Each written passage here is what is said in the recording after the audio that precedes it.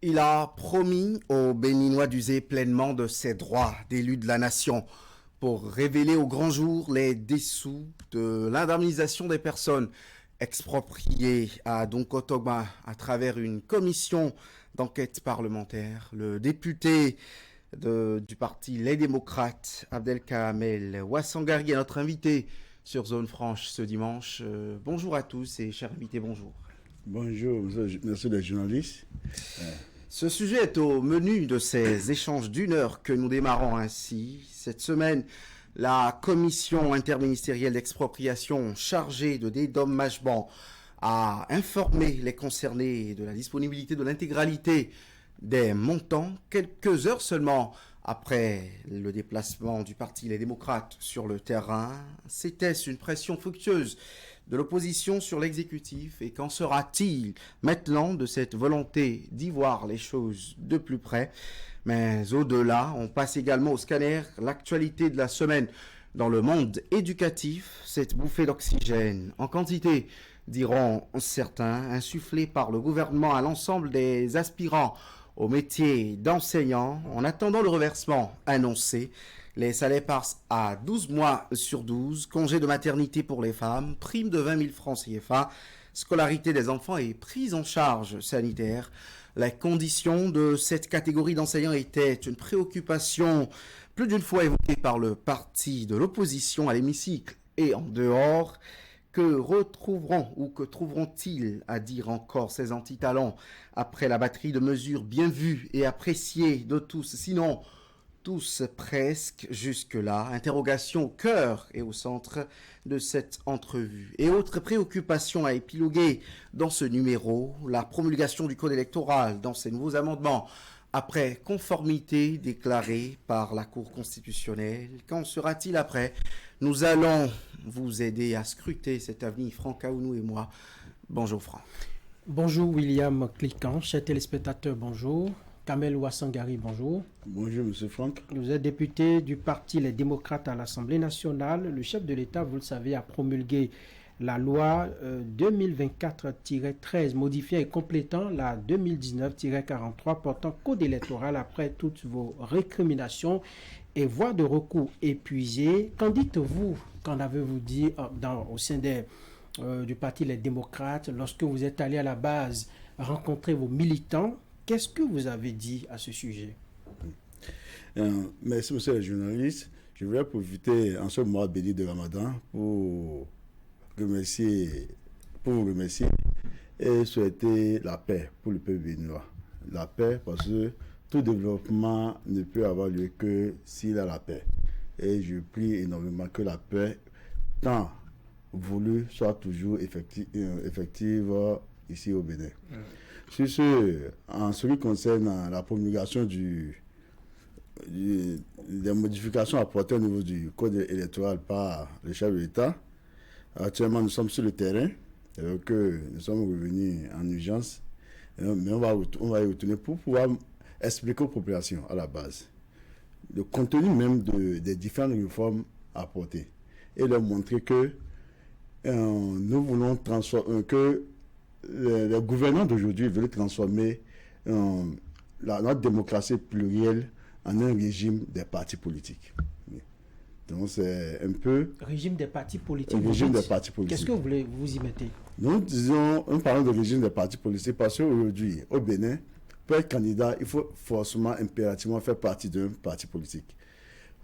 Tous les fils du Bénin n'ont plus, même s'ils ont la volonté d'être candidats, ne peuvent plus postuler. C'est vrai qu'il faut encadrer les candidatures. Il y a quand même, jusqu'en 2016, c'était quand même plus tout Béninois qui remplit les conditions déterminées par d'abord la Constitution et après le Code électoral, quand même, dans le respect strict de notre Constitution, pouvait être candidat. Ce qui permettait parfois à quelqu'un qui a fait l'exil et qui revient moins de 6 mois avant de postuler et d'être candidat.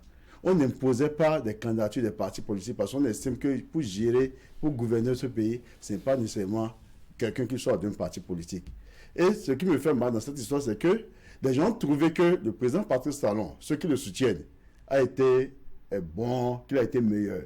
Ce que moi, je ne crois pas. Et ces gens oublient que lorsque le président du Parti citoyen voulait être candidat, il n'avait pas le soutien des grands partis politiques. Mais ils estiment qu'il est venu. Donc ça veut dire que pourquoi alors limiter, encadrer, pour peut-être amener la chance au pays ou qu'un de ses fils qui a les compétences, mais qui n'est pas obligé de faire partie d'un parti politique, soit candidat, et peut-être être soutenu par le peuple béninois. Parce que l'élection présidentielle, c'est l'élection d'un individu face à son peuple, face au peuple béninois. Ce n'est pas l'élection d'un parti politique. C'est pour ça que parfois vous allez voir que pour des élections qui se suivent, les populations votent pour un parti, parce que peut-être ça c'est les élections législatives, mais votent pour un candidat Y. Mais ça c'est les présidentielles. Si vous vous souvenez, en 2015, lors des élections législatives de 2015, le parti Union fait la Nation a eu 3 députés sur 5 à Cotonou. La RB a eu un seul député et FCB un seul député. Mais 2 mois après, lorsqu'ils sont allés pour les élections communales, c'est les élections à la base, la RB a eu pratiquement la quasi-totalité, au moins de la moitié quand même des élus. C'est pour dire que les populations savent faire la différence entre des élections qui se suivent, en ce qui concerne.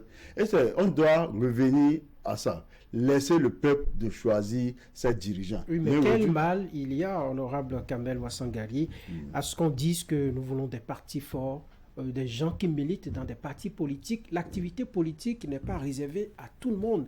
Il y a ceux qui font la politique, il y a peut-être ceux qui sont de la société civile, il y a encore d'autres composantes de la société. On veut désormais tracer les couloirs pour chaque activité dans notre République. Est-ce que c'est mauvais cela? C'est bien si c'est fait en impliquant tout le monde. Je le dis et je le répète. Depuis 2018, il y a eu les réformes politiques. En 2018, les réformes ont été entamées et sous le vocable de réforme du système partisan. Ces réformes ont conduit plutôt à une abolition de fait de la compétition électorale et non la formation des grands ensembles. Parce que on parle de grands ensembles si tout le monde pouvait postuler et que le peuple choisisse. Mieux, la dernière loi votée, promulguée par le chef qui concerne le code électoral, ne forme pas des grands ensembles. Il faut que le peuple comprenne que ce n'est pas des grands ensembles. Parce que le contenu de plusieurs articles de ce code amène des petits partis. Parce que je parlais d'un régime de partis qui peut-être, en griffe, ayant signé un certain accord de gouvernance en amont, c'est vrai qu'ils ne sont pas allés aux élections, au suffrage, au même mois, mais pour le partage des sièges, font une alliance pour partager des sièges, peuvent gouverner ce pays au détriment d'un parti qui a peut-être plus de 50% de suffrage. Ça veut dire, si les gens veulent vraiment créer des ensembles, de grands ensembles, on laisse tout le monde affronter le suffrage des populations, on donne les résultats, et les 2 plus grands peut-être, mais ceux qui arrivent à s'en sortir, on peut donner un pourcentage même de 30%, si c'est ceux qui veulent vraiment de grands ensembles. Et maintenant, ceux qui vont traverser cette barre, on sait que désormais c'est les grands ensembles. Mais on ne peut pas jouer sur l'intelligence des Béninois en créant un système d'accord pour que de petits partis qui se réunissent pour pouvoir commander peut-être le plus grand parti qui adviendrait en 2026. Mais là, vous évoluez dans votre débat. J'ai cru entendre un démocrate dire ils peuvent même aller jusqu'à 30%. Là, vous êtes prêt alors à accepter une partie vu que la promulgation est actée. Est-ce que c'est une évolution du discours démocrate? Non, on n'est pas prêt. D'après dans notre réforme du code électoral, on a demandé 5%. Parce que nous avons toujours estimé que, en termes de partis politiques, ce n'est pas les 3 partis qui ont eu la chance que les populations ont voulu qu'ils traversent les élections de 2023, qui sont les partis politiques actuellement représentés au Parlement. Tant que la charte des partis politiques permet aux partis de se créer, moi nous estimons que pour toutes les élections, en ce qui concerne les élections législatives et communales, il faut que les partis aillent affronter le suffrage. Et là, en ce moment, les peuples vont décider. Parce qu'un parti comme, je prends un exemple, MPL, donc UDBN, qui n'avait pas pu avoir les 10%, qui est RN aujourd'hui, qui n'avait pas pu avoir 10%, en 2026, les populations peuvent travailler, ça les amener à travailler, à former les militants, pour que peut-être en 2026, que les populations ne fassent plus confiance à un parti qui a peut-être pu traverser cette année. Mais on ne peut pas embrigader le pays par des lois exogènes pour forcément, volontairement, que les populations le veulent ou pas, soutenir 2 ou même 3 partis Mais politiques. cette liberté d'affronter le suffrage, on l'a expérimenté pendant 30 ans. Le bilan, il est là. On n'a pas vraiment évolué. Et c'est l'argument en face. Mais pendant ces 30 ans, on n'a jamais eu des élections où il y a eu mort d'homme, où les voix ont été barrées, où les gens se sont sentis emprisonnés. On peut pas faire une réforme. Comme j'aime le dire, la réforme du système partisan dont on parle, ce n'est pas une norme, ce n'est pas dans la Constitution. C'est la volonté d'une personne, du chef de l'État, même si les gens ont exprimé. Et si on veut le faire... C'est porté par des lois qui ont été votées par des représentants. Par un parlement monocolore. Pas des députés. Par un parlement monocolore. Ce fut des Par un parlement représentants du peuple. Et peuple. le problème du Bénin aujourd'hui, c'est les réformes entamées en 2018 par les lois cyniques, chrysogènes qui ont été votées et l'avènement du parlement monocolore. Nous allons vivre ça pendant un certain temps quand même avant que ça ne finisse. S'il n'y avait pas eu un parlement monocolore, les lois seraient mieux toilettées. Et souvenez-vous, en 2019, lorsque le code électoral a été voté, lorsque la révision de la Constitution a été faite, qu'est-ce qu'on ne nous a pas dit? Nous sommes des antidémocrates. On ne voulait pas un développement du pays, mais que les lois, c'était les meilleures, que c'est réfléchi. Mais moins de 5 ans, il faut encore relire. Et chaque fois, et mieux, en 2020, si vous vous souvenez, lors des élections communales, lorsque la mouvance présidentielle s'est trouvée en difficulté pour le choix des maires, rapidement, ils sont allés faire des lois interprétatives. Nous ne pouvons pas modifier nos lois électorales chaque fois que la majorité actuelle au pouvoir se sent en position de faiblesse. Kamel Ouassandari, vous avez dit que c'est parce que nous avons eu un parlement monocolore que l'expression de la majorité de l'époque s'est imposée à tous. Aujourd'hui, vous êtes présent au Parlement, vous êtes vent debout contre cette réforme, elle passe comme une lettre à la poste.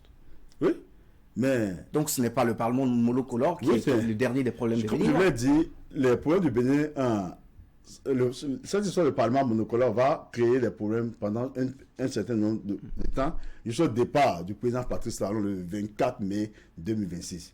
Mais je dis, c'est vraiment le Parlement, ce n'est pas notre présence au Parlement qui veut montrer qu'il y a eu inclusivité lors des élections passées. Ce que nous disons, on peut être présent, mais est-ce que le choix du peuple, est-ce que les tests de la République ont permis à tout un chacun, à ceux qui veulent être candidats, être choisis? Vous avez voulu, vous êtes candidat, vous êtes élu, vous avez levé votre siège au Parlement. L'inclusivité, ce n'est pas après qu'on soit élu, mais même les tests de loi qui contribuent à aller à une élection, déjà, il peut y avoir des exclusivités à ce niveau. Et donc, partis politiques en ont eu, malheureusement... Est-ce que quand la Constitution commence pas déjà établie, ne serait-ce que les critères pour être président, est-ce que l'exclusion ne commence pas par là déjà? Si tous les Béninois, autant qu'ils sont, ne peuvent pas, 13 millions désormais, être candidats, est-ce que par là déjà, toute disposition qui permet de filtrer n'étale pas une certaine exclusion? Même en foyer, même en famille, il y a des règles, les critères considérés, mais ensemble qu'on définit. La Constitution de 90, c'est pas un référendum que ça a été adopté. De sorte que le peuple béninois, dans sa grande majorité, a accepté. Contrairement à la Constitution de 2019, qui a été... C'est la même Constitution, mais les Non, dispositions... c'est pas la même Constitution. C'est pas la même Constitution. Elle a été révisée dans des dispositions révisée, mais c'est pas une nouvelle Constitution. Une seule virgule. Le président Djambouni nous disait ici, une virgule de toucher dans une constitution peut faire de cette constitution une nouvelle république. Donc, réviser en 2019, c'est plus la même constitution. Non, nouvelle république, ce n'est pas nouvelle constitution. Si. C'est toujours la loi Nouvelle république, c'est une nouvelle 90. constitution. La loi de 90. C'est comme 90. Oui, même Nouvelle modifiée constitution de dans des 90. dispositions de 2019. Non, la constitution de 90 est différente de la constitution de 99. Et qu'est-ce qui a De changé, 2019. qu'est-ce qui a changé de notre République entre la Constitution de 90 et celle de 2019? Qu'est-ce qui a changé pour que vous affirmez que nous sommes dans une nouvelle République? Qu'est-ce qui a pour autant changé? En 2019, une constitution rédigée par un seul camp. On a parlé de consensus à valeur constitutionnelle dans toute révision, même dans la dernière décision de la Cour constitutionnelle. Il n'y a pas eu consensus. C'est un seul camp. Et la preuve, il n'avait pas ce courage d'aller au référendum, parce qu'il savait qu'au référendum, ça allait être rejeté. Et parce qu'en ce moment, il y avait une certaine tension, ils ont eu, peut-être que c'est l'œuvre de Dieu, Ils ont dû mettre dans cette condition, dans l'article 2 de cette condition, que cette nouvelle révision n'était pas une nouvelle constitution. C'est ça qui les bloque aujourd'hui. N'était pas une nouvelle république, l'article 2. Que lorsqu'on faisait, par rapport à la dernière proposition rejetée, ils avaient enlevé cet article. Donc ça veut dire qu'en ce moment, ils ne savaient pas qu'en 2023, qu'il y aurait un parti, les démocrates, qui serait au Parlement, qui serait soudé avec la minorité de blocage pour toute révision et demander peut-être, s'il le faut, d'aller faire un référendum. Donc aujourd'hui, ils sont surpris, mais ce n'est pas encore un problème. Parce que nous sommes convaincus par le travail que nous faisons sur le terrain que le code électoral que nous avons voté l'année du 5 mars, promulgué et que la Cour constitutionnelle a déclaré conforme le 14 mars, serait modifié avant les élections générales de 2026. Par quelle magie? On y travaille pour. Comment vous allez y arriver? On y travaille pour. Quelle proposition vous avez déjà fait passer depuis que vous êtes là depuis le 9 janvier oui, 2000 La différence, nous, on fait tout par étapes et de façon cartésienne. Il y a des collègues de l'UPBR qui ne connaissent pas le contenu, qui m'ont appelé pour dire, après, c'est suite à ça, qu'ils ont compris qu'eux-mêmes ils sont en danger. Voilà. Donc c'est pour ça que nous sommes convaincus que nous allons y travailler. C'est facile de le dire. Oui, c'est facile. Que vous détenez ces affirmations des collègues de l'UP ou bien de l'UP Le Renouveau ou bien du Bloc républicain. On peut le dire, tel que vous le dites. Comme on dit, wait and see. Suivez, vous allez voir. Mais ça m'intéresse bien. Vous dites que vous allez, on va relire encore le code électoral. Ah oui, le code. Avec votre nom, vous pensez que c'est, n'est-ce pas, une aventure? Lors du projet la proposition de révision de la Constitution, ce n'est pas 28 députés qui ont voté. Il y a des députés qui ne sont pas démocrates qui ont compris les arguments que nous avons développés. Nous allons continuer à développer les arguments. Vous n'avez fait que bloquer pendant plus d'un an. Vous n'avez jamais rien introduit qui a pu marcher. Comment pensez-vous que vous avez la possibilité de retoucher? Vous savez, tant que en 2011, le mandat ne changera en pas. 2011, la FCBE, au lendemain des élections, avait eu 41 députés sur 83. Il leur manquait un seul député. Mais avant 2015, ils ne se retrouvaient plus, ils n'avaient plus les 41. On est au Parlement, on sait les débats que nous menons, les tractations qui se mènent, et tout le monde, qu'on ne le veut pas, le Bénin a une âme. Et l'âme du Bénin amène toujours au grand changement. Ce qui est sûr, à partir du 24 mai 2026, tout le monde sait aujourd'hui qu'on ne parlera plus du président Patrice Talon. Oui, ça c'est vrai, c'est prévu par la Constitution. Alors, est-ce que politiquement, vous ne vous... je ne sais pas, est-ce que vous ne faites pas un peu fausse route lorsque, par exemple, lorsqu'on parlait de la révision de la Constitution, vous y avez mis beaucoup d'énergie, vous vous êtes concentré sur ça, alors que même le vrai débat politique ou bien le vrai combat politique était dans le code électoral.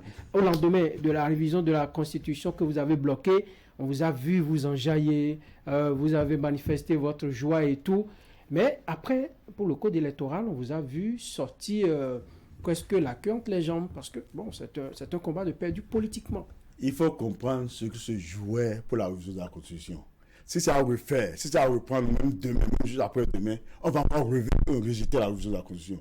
La Constitution, c'est ce qui devait être mis dans le code dans la Constitution, qu'ils ont essayé de trouver des formulations pour mettre dans le code électoral. Au moins, on est convaincu d'une chose. Du fait qu'on n'a pas touché une virgule de la Constitution, le président Patrice Talon partira le 24 mai 2026. Vous ne faites que chanter. Je le répète souvent pour que le président Patrice Talon comprenne qu'il est fini. Bon, d'accord, il est fini. On vous le concède, c'est vous qui êtes acteur politique. Nous, on n'en sait rien du tout. J'ai l'impression que politiquement, les démocrates sont un peu dans les nuages, non?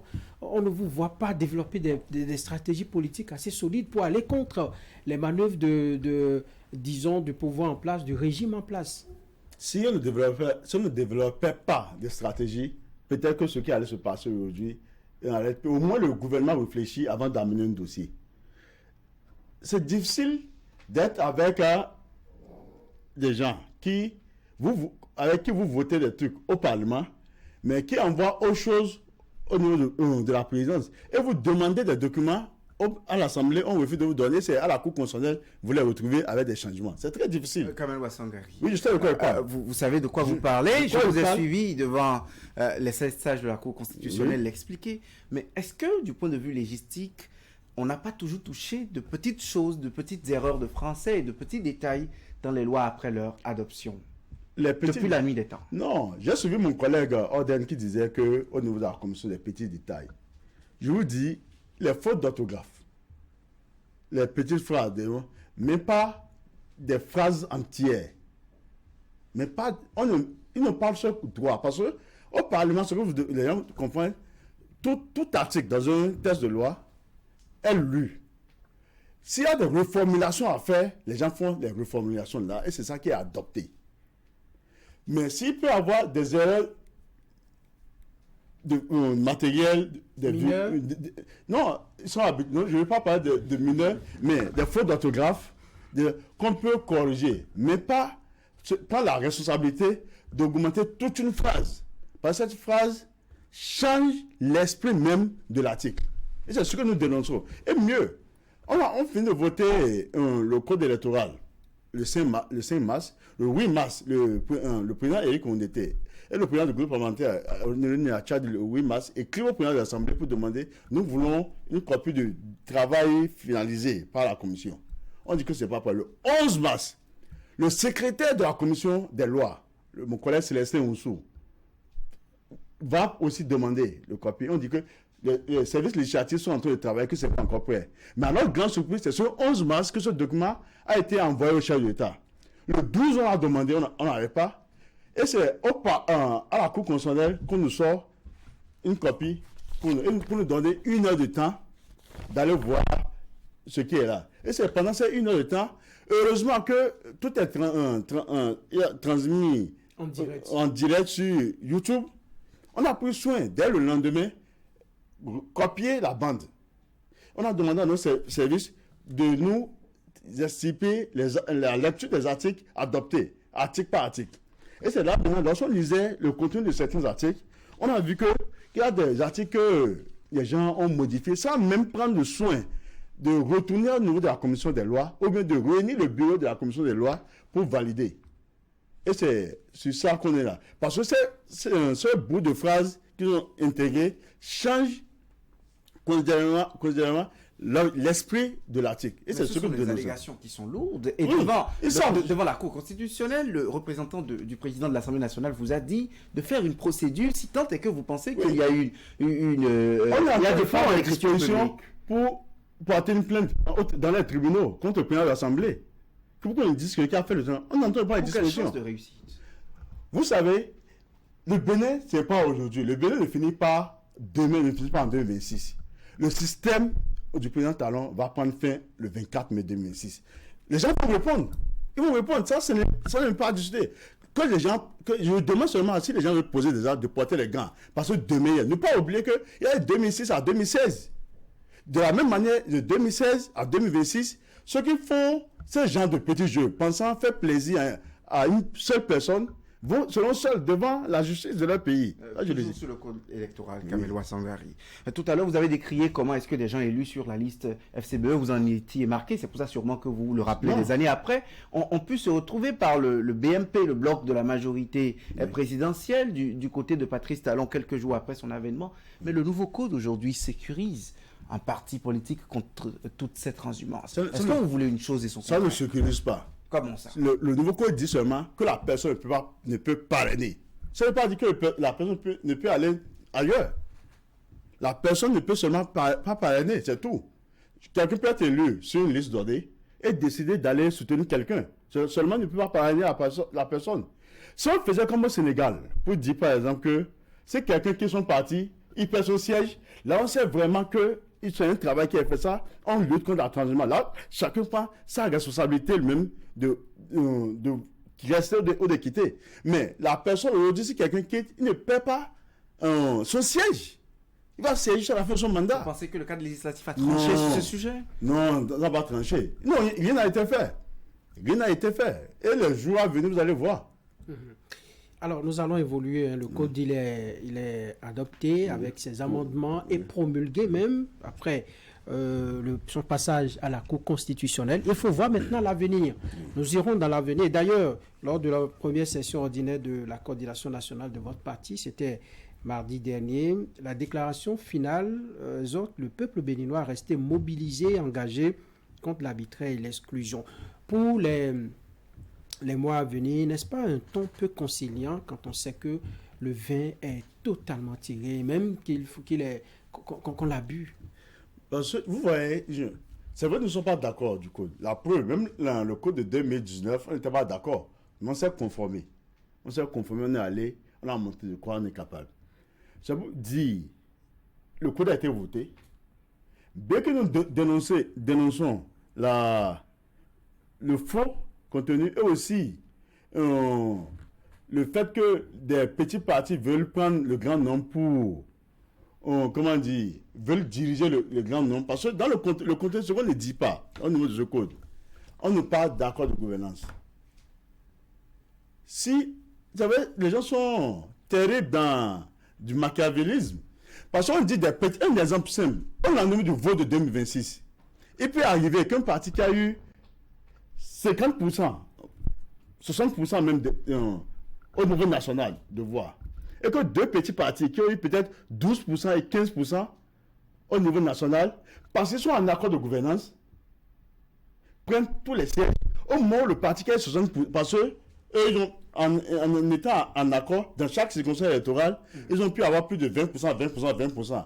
L'autre parti qui a eu 60% a seulement eu peut-être 19% dans une seule circonscription électorale, n'aura aucun délégué, aucun conseiller communal, aucun maire, aucun député. Est-ce cela qui vous fait peur au niveau du parti Les Démocrates? Il ne parle que des petits partis. Nous, on est convaincus de venir en tête. Alors, le député Orden Aladati a dit justement, puisque vous êtes populaire, il dit « Je ne peux pas comprendre que cette opposition puisse parler d'exclusion.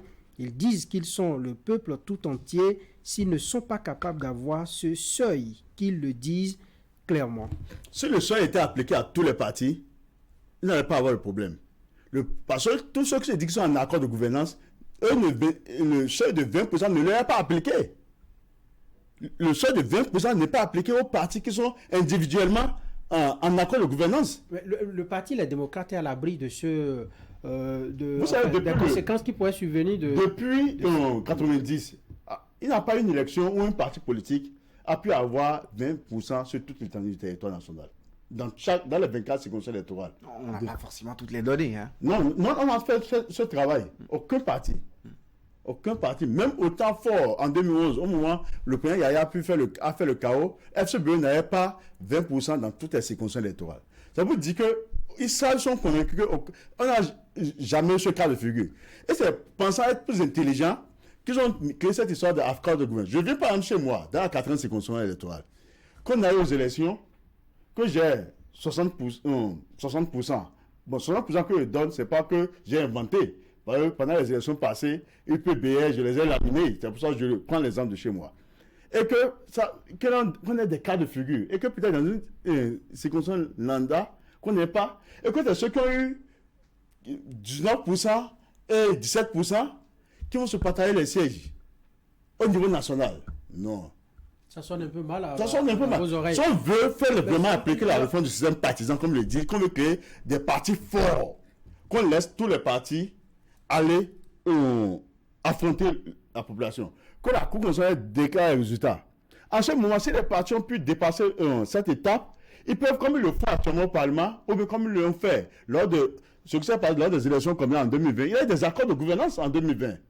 Mais les accords de gouvernance pour l'élection des maires, il y a eu des accords de gouvernance que UPR et BR ont fait. Ce qui a permis, lors de la relecture, la loi complétive sur le code électoral, interprétative. Donc ça vous dit que on peut accepter encore cette manière si on permet aux partis d'aller affronter, que la Cour constitutionnelle donne les résultats. Et si les gens veulent en ce moment, ils peuvent faire leur accord de gouvernance pour gérer le pays ou bien les municipalités. Pas faire un accord de gouvernance pour se mettre au dos, pour pouvoir franchir l'étape des 20%.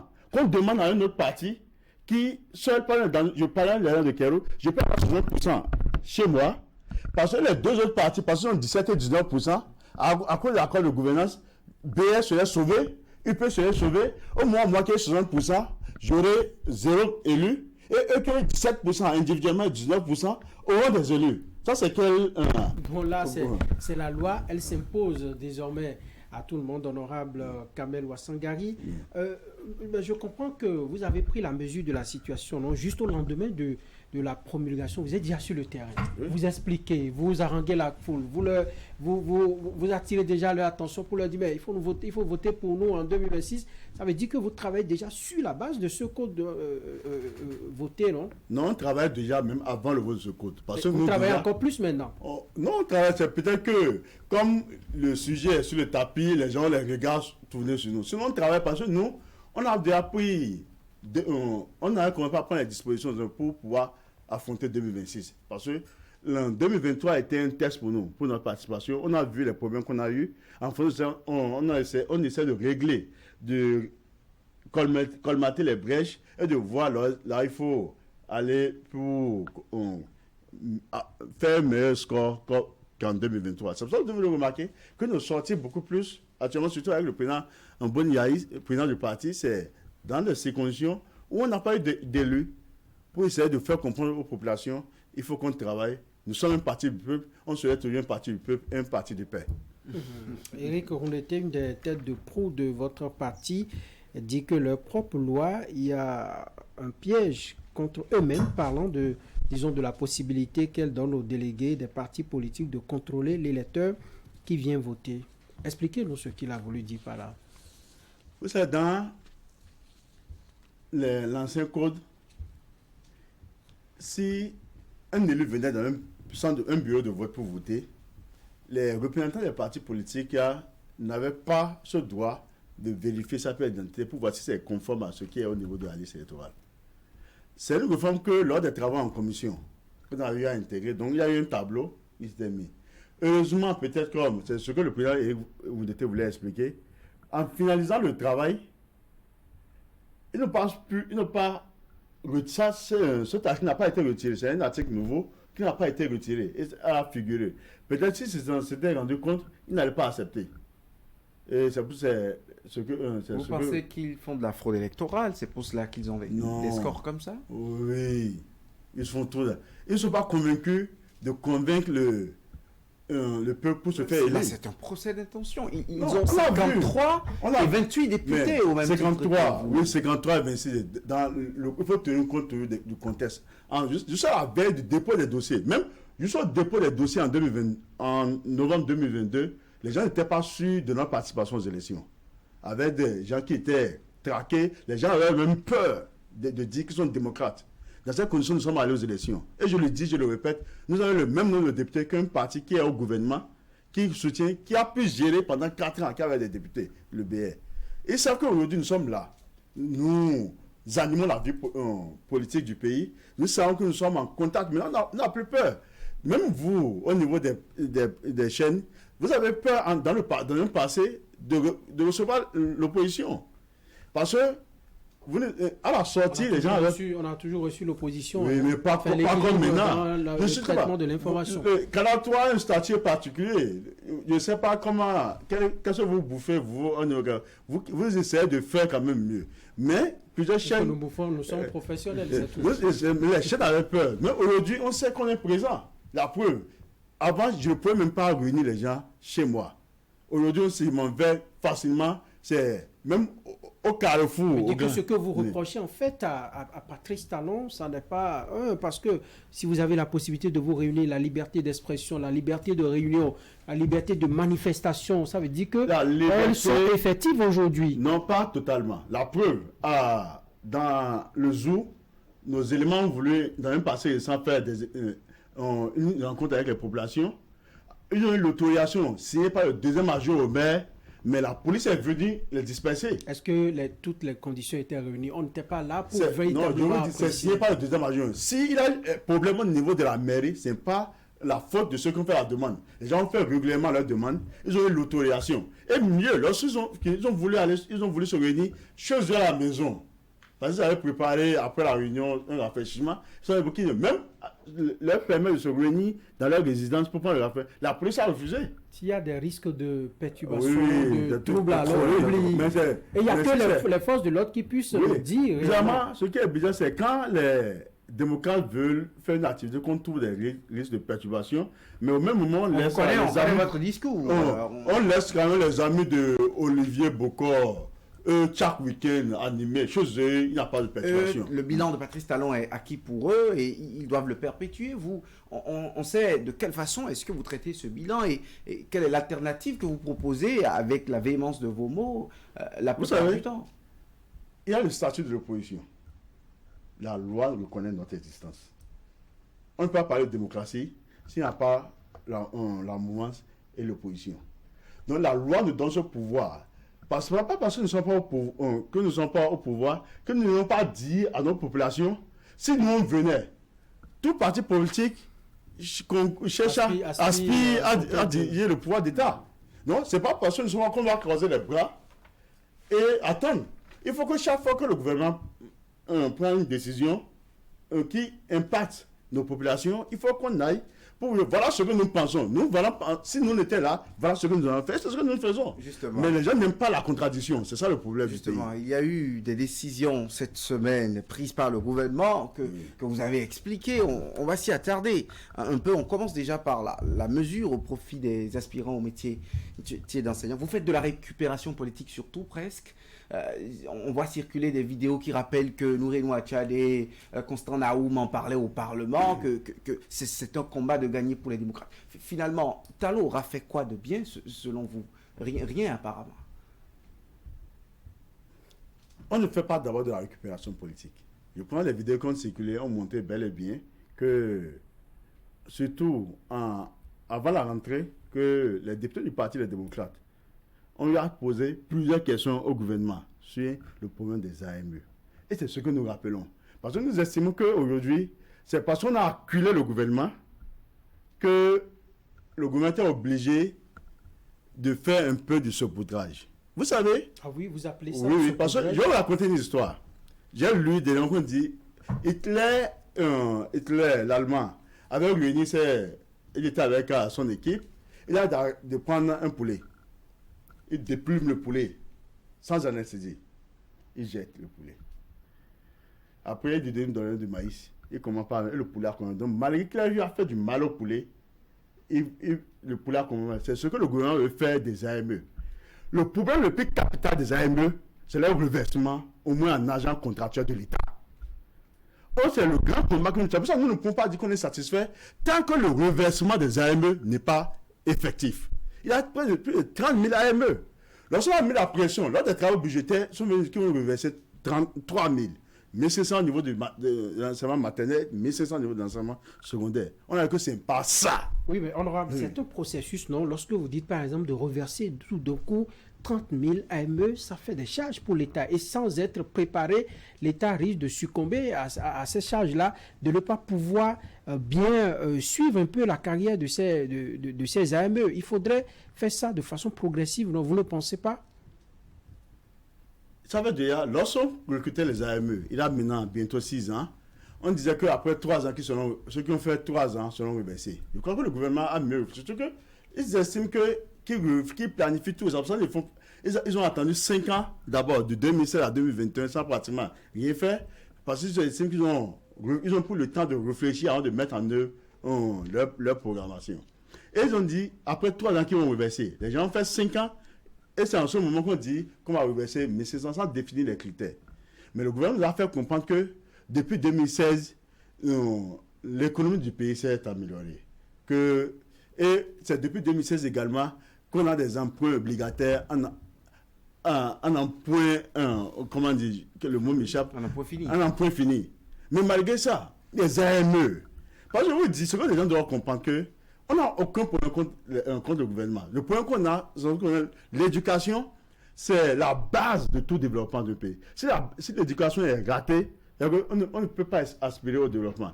Et le chef d'État même, en mars, pendant la campagne électorale, en mars 2016, pendant la campagne, il disait qu'à la fin de ces 5 ans, que s'ils demandent aux gens de quel métier vous voudrez faire, ils ont dit qui voulaient être des enseignants. Son dernier mandat est en train de finir. Et je pense qu'on demande aux AME s'ils veulent, si les enfants leur demandent, vous voulez faire quoi? Après, ils ne diront pas qu'ils veulent être enseignants. Parce que les AME, Mais c'est est-ce pas... que vous-même n'êtes pas le problème quelque part? Quand le gouvernement dit qu'il va y aller, parce que le porte-parole du gouvernement dit reverser 30 000 AME en agents contractuels de droit public de l'État revient à plus de 100 milliards de francs CFA. Le montant, il est faramineux. Et quand le gouvernement veut y aller en échelonnant, c'est-à-dire le 10e déjà, avec 3 000, et que vous y opposez encore, est-ce que finalement, vous ne demandez pas une baguette magique au Non, gouvernement? on l'a vu, malgré tout ce qu'on peut dire de l'ancien régime, en 2008, près de 30 000 agents enseignants, il y a eu des reversés. Les vacataires, dont on traîne les problèmes jusqu'aujourd'hui. Quel problème? Oui, les aujourd'hui? Oui, jusqu'aujourd'hui. La question de leur statut et de leurs Non, ils ont été reversés en ACE. C'est parce que là, il y a trop de politique dedans qu'on voulait montrer que c'était mal fait. Si c'était mal fait, il faut corriger. Il dit, on peut les reverser. Si le gouvernement décide, vous allez voir. Je suis convaincu d'une chose.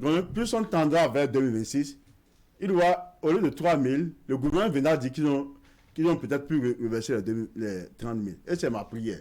Je vous dis, si en 2008, on a pu reverser 30 000 en vacataire, tout le reste, c'est encore possible. Surtout quand on dit que notre économie s'est améliorée. On a même quitté le statut de pays sous-développé à économie intermédiaire, un truc comme ça. Si ce n'est pas les phrases, si ce n'est pas la littérature, normalement ça ne devrait pas être un problème. Mais encore que la macroéconomie, c'est pas de la littérature. Non, je vous dis, en 2024, assez d'enseignants vont à la retraite. Et ces AME, on les fait souffrir, ils ne travaillent plus que les agents, les enseignants, les fonctionnaires de l'État. Ils ont plus de 28 heures de travail par semaine. Donc ça peut vous dire que si on reconnaît que ces gens-là travaillent, et pour les recruter, on fait un test de recrutement. Normalement, même pour les reverser en assurance, on n'a plus besoin de faire un test. Après 3 ans, on devrait les reverser automatiquement. Et c'est faisable. Il suffit de savoir quelle est la volonté politique. Et c'est cette volonté qui manque à notre gouvernement.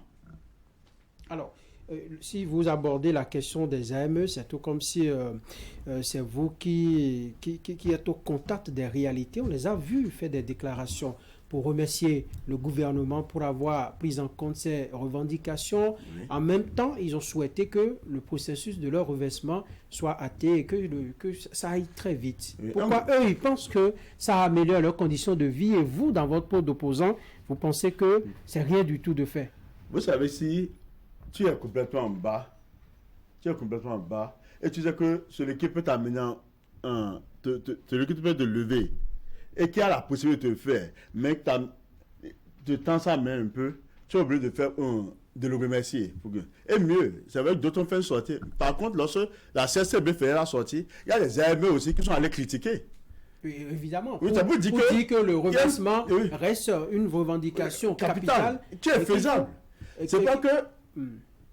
Est-ce que vous êtes au ministère des Finances? Comment vous trouvez que c'est faisable? Je suis député de la nation.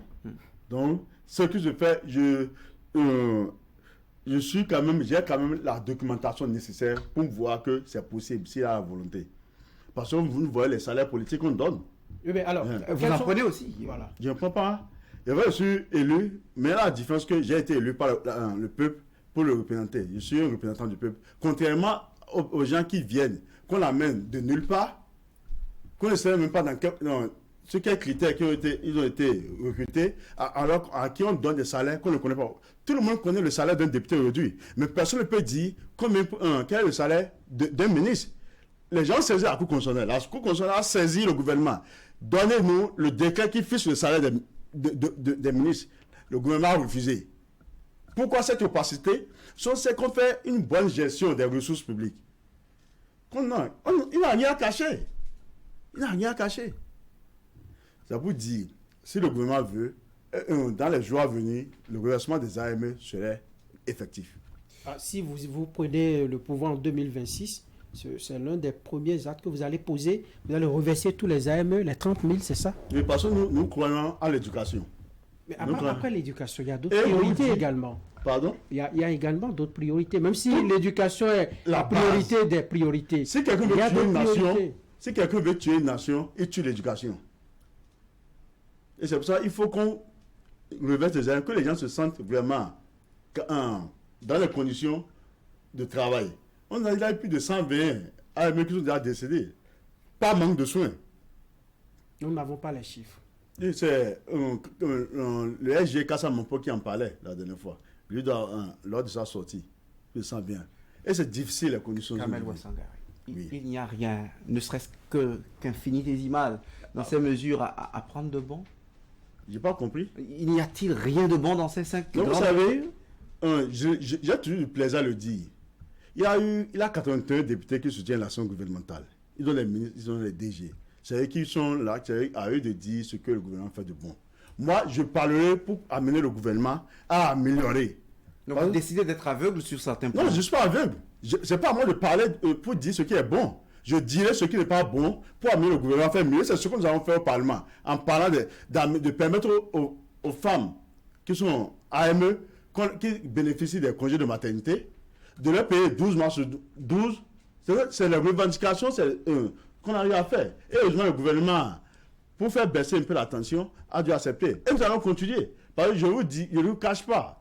D'autres questions sont en train d'être rédigées pour être déposées, pour être traitées lors de la prochaine session ordinaire du Parlement, qui sera ouverte le 15 avril prochain. Mais vous n'avez pas répondu à la question de William. Rien dans ces mesures. J'ai dit que ce n'est pas à moi de dire ce qui est bon. Vous avez des frères de Kérou qui sont aspirants, non? Oui, il y a des frères de Kérou qui sont aspirants. Ils bénéficient aujourd'hui des primes de 20 000, vos sœurs de Kérou qui ont des congés de maternité. Oui. J'ai cru entendre des explications du ministre que leur statut avant ne permettait pas de leur accorder, par exemple, ces conditions. Parce que leur statut était... Il faut être agent, il faut être régi par le statut général des agents de l'État pour bénéficier de cela. Donc, en prenant les mesures aujourd'hui, on a pu régler ce problème. C'est eux qui ont créé les AME. C'est eux qui ont créé les AME. Mais ça a permis à un moment donné de régler un problème conjoncturel, la pénurie d'enseignants dans nos établissements, tout au moins. Vous savez, il y a parfois des changements de nom. C'est vrai que ce n'était pas rose, les systèmes de vacations, des honoraires de vacations qui n'étaient pas roses. Également. Oui, c'est bien. Mais ils ont voulu organiser. Et je vous dis, même si le président parti ne pas si le 24 mai 2026, il part, ce qui va venir... Ça fait la 5e fois que vous dites. Oui, il va faire des réformes pour améliorer ce qui se fait. En reversant automatiquement tous les AME. Oui, parce qu'ils ont promis aux AME, dès leur recrutement, à les reverser après 3 ans. C'est promis. Et c'est pour ça qu'ils ont fait un test. Et mieux, ce qu'on dénonçait, les AME, parce qu'ils ont revendiqué sur les heures de travail et les traitements, parce qu'on ne les payait pas à temps, on les a suspendus. Ils sont réintégrés. Oui, dernièrement. Ils sont réintégrés maintenant. Plus de 2 ans, ils sont restés à la maison. Alors qu'on sait que dans ces écoles, souvent, il y a un manque de pénurie. Quand on n'a pas d'enseignants, quand on n'a pas de statut, on ne revendique pas, on ne fait pas la grosse tête. C'est parce qu'on n'a pas de statut qu'on est esclave dans son propre pays. Et puis, non. Pour revendiquer, il y a trouver les moyens. Les tests au niveau international de l'OIT qui disent le nombre d'heures de travail qu'un individu doit faire. Eux, ils ne travaillent plus que ça. Et ils ont le droit de parler. C'est des humains. C'est nos frères. Ils paient les impôts au même titre que nous. Mais est-ce que cela leur donne le droit d'aller contre les instructions de l'autorité? C'est ça que vous voulez dire? Vous encouragez ça? On est dans un régime. Alors, vous voulez dire qu'on est dans un régime dictatorial où personne ne peut dire si je ne suis pas d'accord, vous pouvez le dire autrement. Je le dis autrement comment? Si vous devez vous inscrire dans une base de données, on dit venez faire une évaluation, vous boycottez, vous entraînez les autres collègues. Ceux dont on parle, ils étaient déjà dans la base de données. Ceux qui on a suspendu, dont vous parlez, c'est les ACE de 2008 qui avaient refusé de faire les examens. Mais ceux-là ont fait les examens, normalement, ils étaient en pause, mais le temps de travail qu'on leur donnait, au moins on leur donnait plus de 28 heures. Les autres enseignants qui sont assez bien fonctionnels n'avaient pas le même nombre d'heures et ne bénéficiaient pas de certains. Ils ont posé le problème. En tout cas, les pourquoi 175 ont été réintégrés. Oui, Donc, évidemment, oui. Le C'est gouvernement le combat. a fait le travail. Oui. Et donc, vous avez dit que, comme Mitterrand le dit, l'opposition s'oppose, donc vous ne vous prononcez pas Non. sur le bien fondé de ces décisions. Nous avons 10 minutes, Kamel Oui. Ouassangari, pour finir cette émission. Et nous allons parler des expropriés de Adonkor à Togmin. Vous étiez allé les voir. Vous dites souvent que vous êtes proche du peuple. Là-bas aussi, vous avez fait cette rhétorique politique que vous êtes les plus proches d'eux. Vous avez même promis une enquête parlementaire pour quelques heures après, lundi dernier, le gouvernement, à travers l'administration, la commission de dédommagement, dit attention, on fait l'inventaire, on règle le problème. Vous allez proclamer encore là aussi un combat de gagner? Vous savez, lorsqu'on a eu, ça fait mal ce que vivent nos compatriotes à Togouin. Parce que nous avons vu des investissements de toute une vie cassés, démolis. Personne, si vous suivez l'histoire de Togouin, qu'est-ce qui s'est passé? Ne regardons pas là où on est tombé, mais regardons là où on a collé le caillou. La zone était déclarée d'utilité publique depuis 2005, au temps de Kérékou. C'est le gouvernement, même le même gouvernement, qui est revenu remettre en cause pour dire, a pris un décret pour dire, toute la zone n'est plus d'utilité publique, on laisse une partie. Les gens peuvent investir. Les gens ne commencent pas à investir. Les gens ont pris toutes leurs économies. On fait des prêts, ils ont fait des investissements. Mais ils ont atteint un niveau, quand ce même gouvernement revient dire, on remet encore. Et là, au lieu de... Les gens sont allés, je leur dis, nous sommes prêts à intégrer notre plan dans ce repas. Surtout que le DG de Simo dit qu'ils vont les déplacer pour installer d'autres personnes. Là, si c'est les individus installés, ce n'est pas pour construire des hôpitaux ni des marchés. C'est pour installer d'autres personnes, pour faire sûrement les mêmes choses qu'eux voudraient faire. Mais si vous avez un plan, nous sommes d'accord à intégrer votre plan. On dit non. On dit, mais on vous dédommage. Pour le dédommagement, on dit, d'après les informations, on vous dédommage en tenant compte de la superficie du recasement. S'il y avait un truc de 500 mètres carrés, payé, moi je payais 500 mètres carrés, mais si on connaît après le recasement, j'ai 375 mètres carrés, on me dédommage avec la superficie de 375, mais à 5000 francs le mètre carré.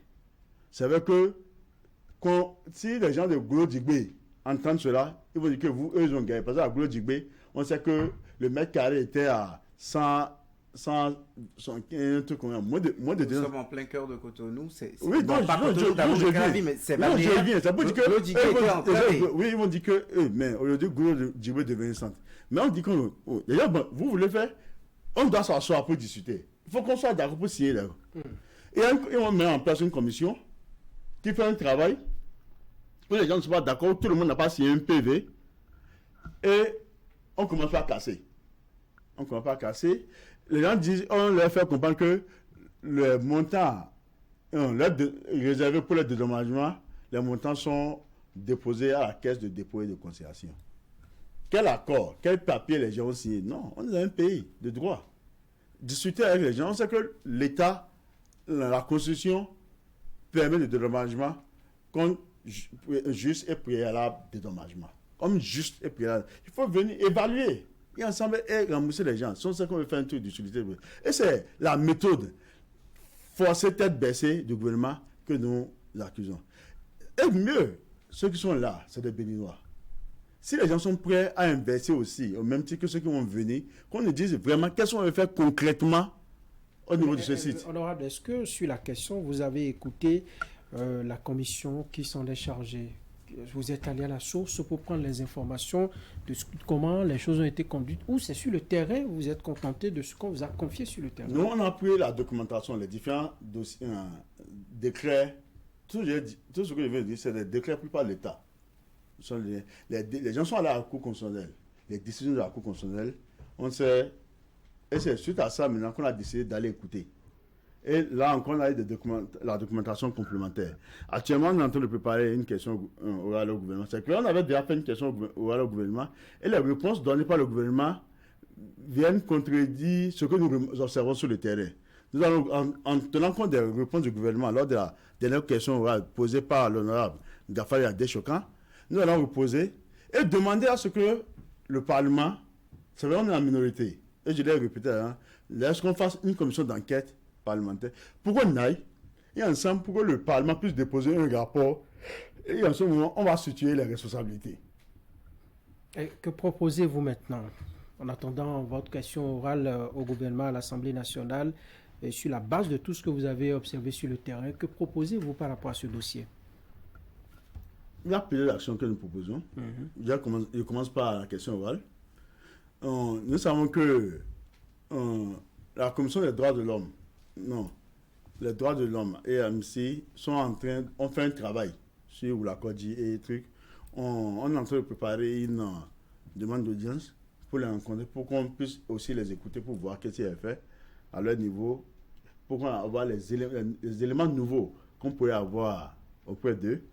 Et ensuite de ça, maintenant, les aider. C'est vrai que on ne peut plus saisir directement la CEDEAO en tant qu'individu, mais il y a d'autres organes. L'Union africaine peut au moins toucher, même porter l'information pour dire qu'au Bénin, on ne dédommage, les populations ne sont plus expropriées dans le respect de la Constitution, des normes. D'accord, on espère que ça va prospérer, puisque je crois le gouvernement a engagé déjà des travaux sur le terrain. Kamel Ouassangari, vous êtes député de la 4e circonscription électorale, député Les Démocrates à l'Assemblée nationale. Vous êtes notre invité sur Zone Franche de ce dimanche. Votre mot de la fin, nous sommes au thème de l'émission. Merci. Mon mot de fin, c'est que je souhaite quand même que la paix que nous chantons tout le temps, soit toujours effective au Bénin. Que nos comportements ne nous amènent pas à des situations comme dans certains pays. Et aussi, en ce mois béni de Ramadan, tout en souhaitant la paix,